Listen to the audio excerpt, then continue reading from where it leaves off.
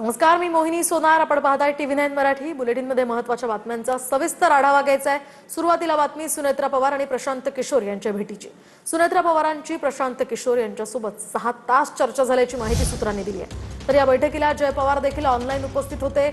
बैठकीमध्ये प्रशांत किशोर यांच्या टीममधील 2 सदस्य उपस्थित होते, अशी ही माहिती सूत्रांनी दिली आहे.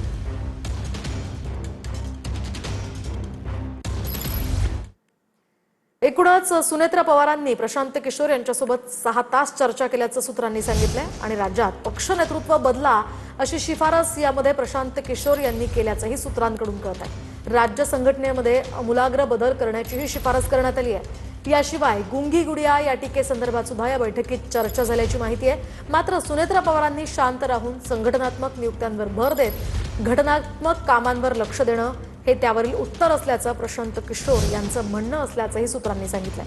भाजपचा पराभव केलेल्याशी चर्चा करणं अयोग्य असल्याचं म्हणत यावर भाजपनं मात्र नाराजी व्यक्त केल्याचंही सूत्रांनी सांगितलंय. तर मुंबईतल्या देवगिरी बंगल्यावर काल तब्बल 6 तास चर्चा झाली.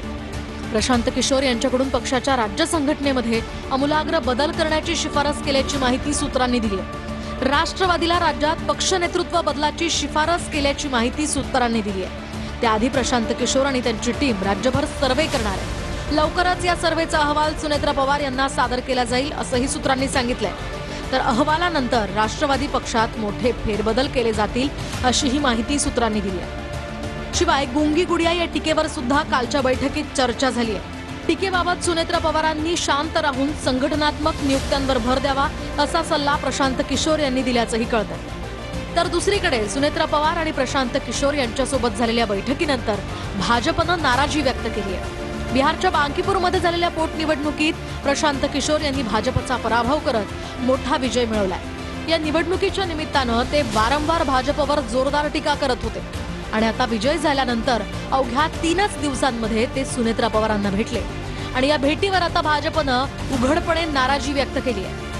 त्यामुळे भाजपचा पराभव करून विजयी झालेल्या रणनीतिकाराशी मित्रपक्षानं वारंवार चर्चा करणं अयोग्य असल्याचं मत भाजप नेत्यांनी व्यक्त केलंय.